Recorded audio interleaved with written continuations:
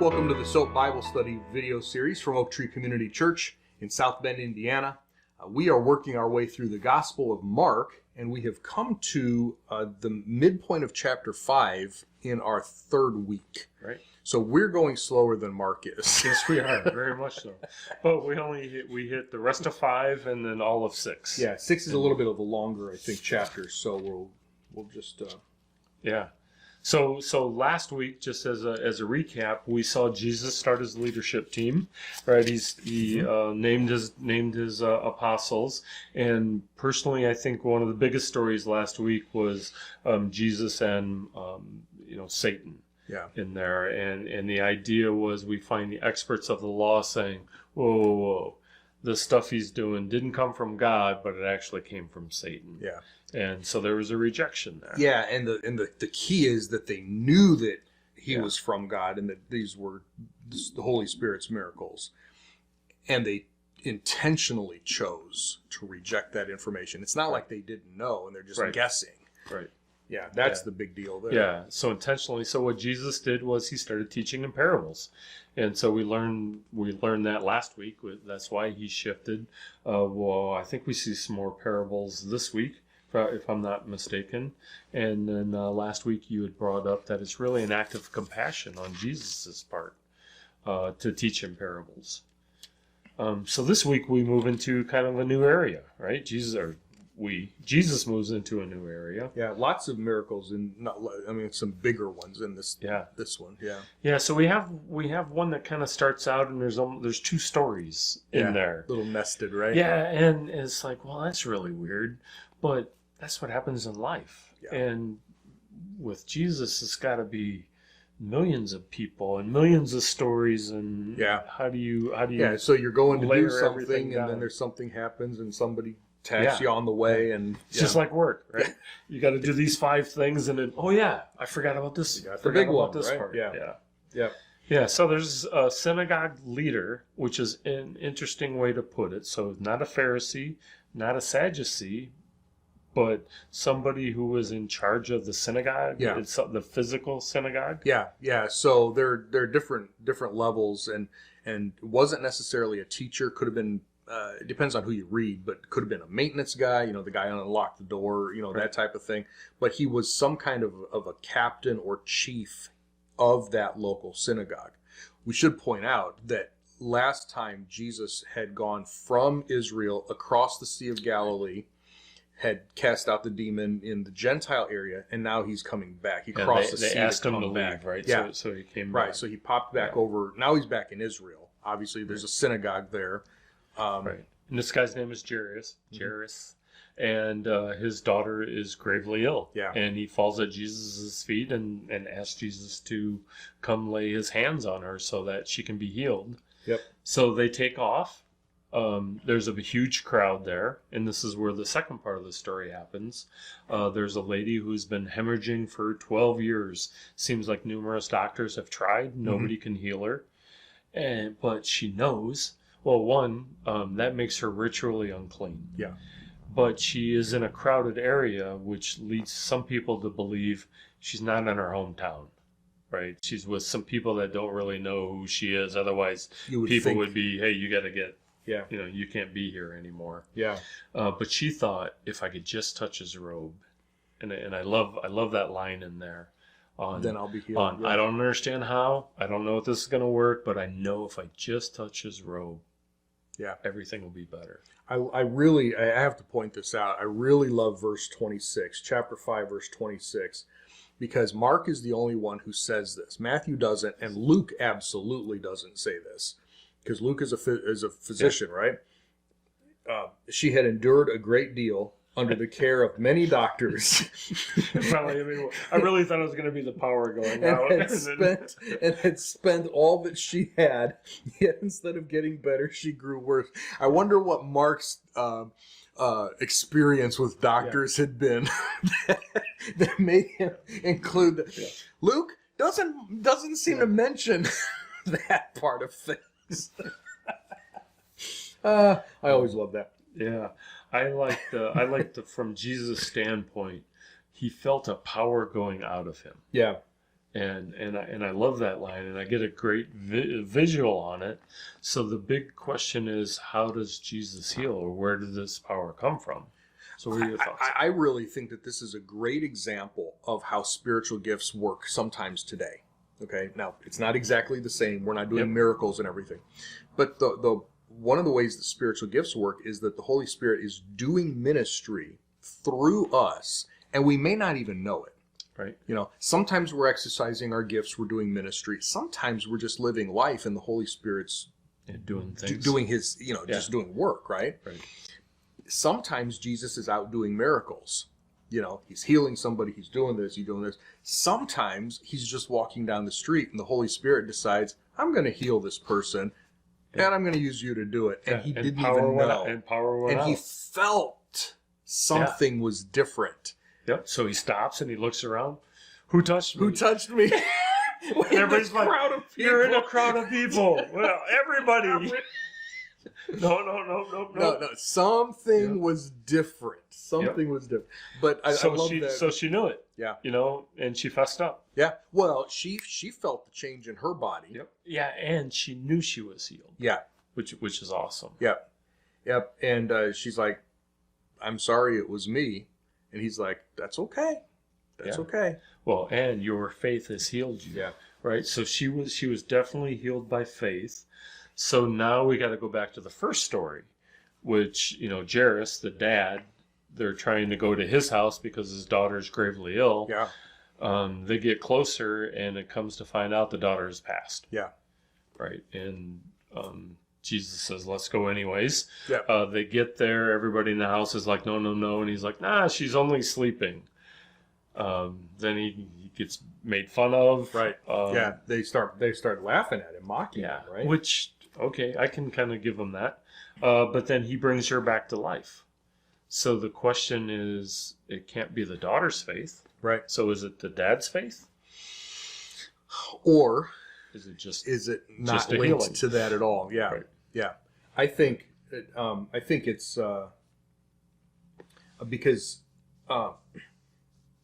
he in verse 36, Jesus not paying no attention to what was said, because what was said was, leave him alone, she's dead, there's nothing else he can do, basically, right? Send him on his way. And he told the synagogue leader, Jairus, he said, don't be afraid, just believe. So what was he supposed to? He didn't tell him what to believe. Right. He just said, just believe. What does that mean? What kind of faith did this guy have? Just, whatever. Yeah. Well, even at the very beginning, he asked, come lay your hands on her so she may be healed and live. Yeah. So there was enough faith to know that he had the ability to heal, and that he believed it. Yeah. Yeah. So he had at least that much. Yeah. So is that what Jesus was counting on, banking on, or did it even matter at this point? Right. And I'm not sure that I have a good answer for that. Jesus wanted to heal her, and the fact that she had died didn't change what Jesus was going to do. Yeah.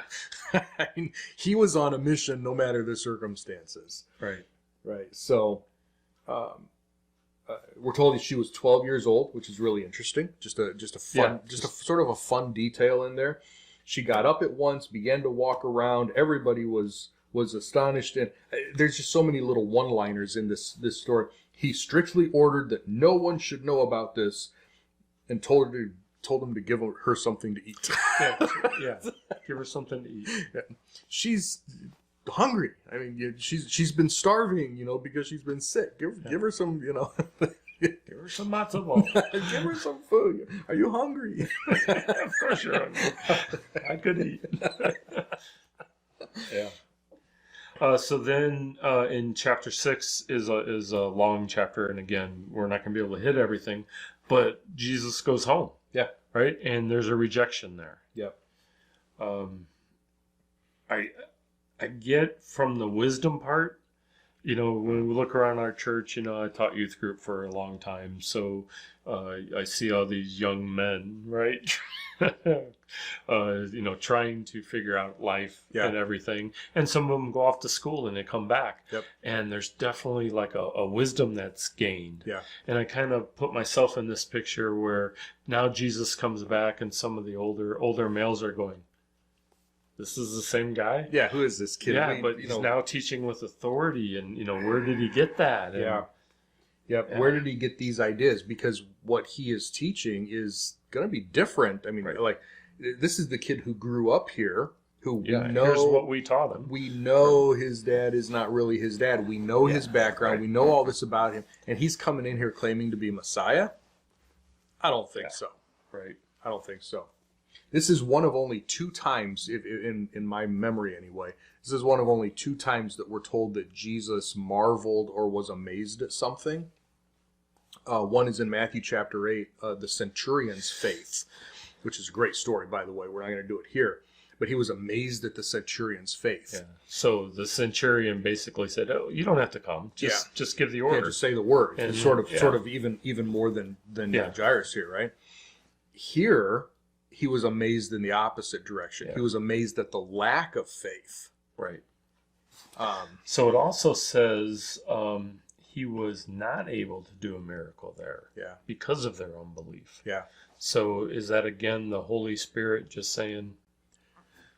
Could be. It could be like this means this was a physical limitation where it's not working type thing, or it could be thinking of Jesus, that seems very odd. But, I know it could be the whole not giving more revelation to people who were rejecting, because the whole purpose behind his miracles was to prove he was Messiah. I mean, these were authentication. I am Messiah, and they're rejecting him flat out. No, you're not. So it didn't matter what he was going to do. So he didn't do anything. Yeah, it did say, except to lay his hands on a few sick people and heal them. So it wasn't like there was none, but there wasn't. Yeah.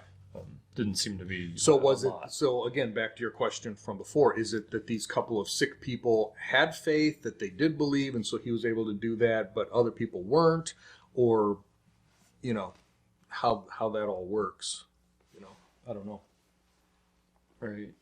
We also find in this chapter where Jesus is sending out the 12. Yeah. So we last week it was he said, "You guys are my apostles." He gave them the authority to cast out demons and to proclaim the gospel, or what the gospel message of that time. Yeah, gospel of the kingdom.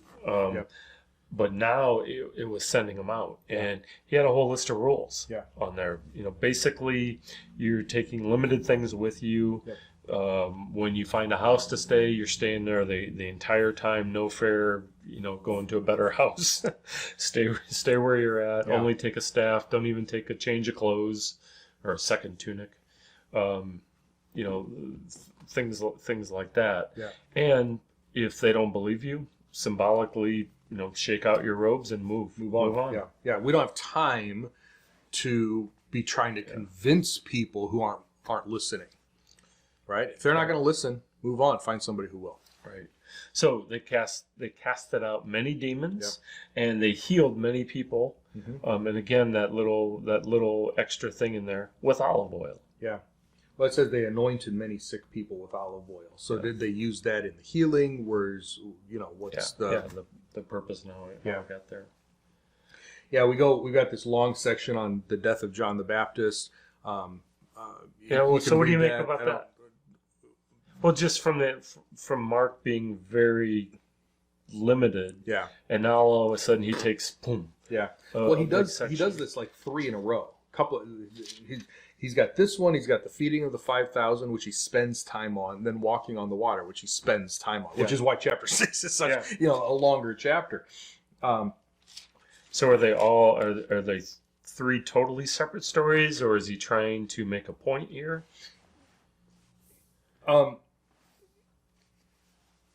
In Mark, he is emphasizing, with John the Baptizer's story, he's emphasizing, it's really just the background, but Herod had come to hear about Jesus, and he was really concerned that Jesus was John resurrected. Right. And then Mark gets into, here's what happened. Resurrected? What? What do you mean resurrected? Last we heard he was in prison. Oh yeah, let me tell you the story. This is how he died. Right. Okay. So I think it's really still more who people are identifying Jesus to be. Right. Right. So then we have the feeding of the 5,000. Yeah. So I get that story, right? limited number of food. They were in an area that didn't have any fast food nearby. Hey, people are getting hungry. You should send them home. No, we'll feed them. Yeah. Type of deal. So they took what they had, and Jesus was able to multiply that. From the people standpoint, did they even know it was a miracle? They had, I mean, the food came from somewhere, you know, Right. and it seems like the disciples, the apostles, were running around. Okay, how much food do we have? And nobody had much. John goes into a lot more. John 6 actually goes into a much longer detail about this. They had been with Jesus for a couple of days. You know, they had eaten their stuff. Right. And, you know, so everybody had run out already. And so how big of a miracle did they understand it was? I don't know. But it's sort of interesting that this is other than the resurrection itself, this is the only one of Jesus' miracles that shows up in all four Gospels. So apparently God thought it was a big enough deal. Right. Well, I guess that's where I was going with it. And it seemed to be a bigger deal for the apostles, too. Oh, yeah, it was huge. Right. And then we go into walking on water, Yeah. which, again, was only for the For them. apostles. Yep. So it comes back to Jesus told them they could cast out demons. They cast out demons in his name. Yep. What's he trying to teach them now? Yeah, he's Right, still... and you kind of covered that. Yeah, You still covered that a trusting. little They're earlier. still trying to. He's still trying to make sure they understand. He's going to come back and remind them. Don't you remember the 5,000, and then later on there's 4,000 Gentiles? Don't you remember the 4,000? Yeah. Don't you remember all this stuff? How is it that I can do all of this, and it's slipping through the cracks of your brain? Yeah. Right. My favorite part of the walking on the water story, though, is Yeah, I don't know where you're going. No, with it. it's verse 48. He saw them straining at the oars because the wind was against them, and that's fine. It was a supernatural storm. It wasn't a regular storm, first of all, because at least four of these guys were fishermen. Right? They knew this lake. They whatever. Yeah, they'd fished it. Right. As the night was ending, which, if we're following a Jewish calendar, that means between 3 and 6 in the morning. They'd been at this all night now. Yeah. They can't get across this lake. Right. Right. It's stuff. When the night was ending, he came to them walking on the sea, for he wanted to pass by them. I love that. They've been doing this for hours, trying to get across, and he's just like, da da da da da. Hey guys, da. And they were They cried out because they saw him and they were terrified. They thought he was a ghost floating across the. But when you a little help here, Right? He's hey. I don't know what you guys' problem is. I'm having no problem. Oh man, that's my favorite part, though. which is why we do this. Each of us have some favorite parts from each other. And so we're going back this way to the other side again. So they were in Israel. They went across in chapter 5, healed the demon-possessed man, came across. Now we've got Jairus and feeding of the 5,000 and everything. Now we're going back to the other side again. So they're making this trip back and forth a few times. And as soon as they got out of the boat, people recognized him. Well, yeah, they did. This is the guy who healed the demon-possessed man and lost our pigs. Yeah. So they went that close to the place? Yeah, back into the same general area. Okay. And this time they brought a whole bunch of people to be healed. So, yeah. Well, good. Yeah, so again, really quick things, but some bigger miracles this time.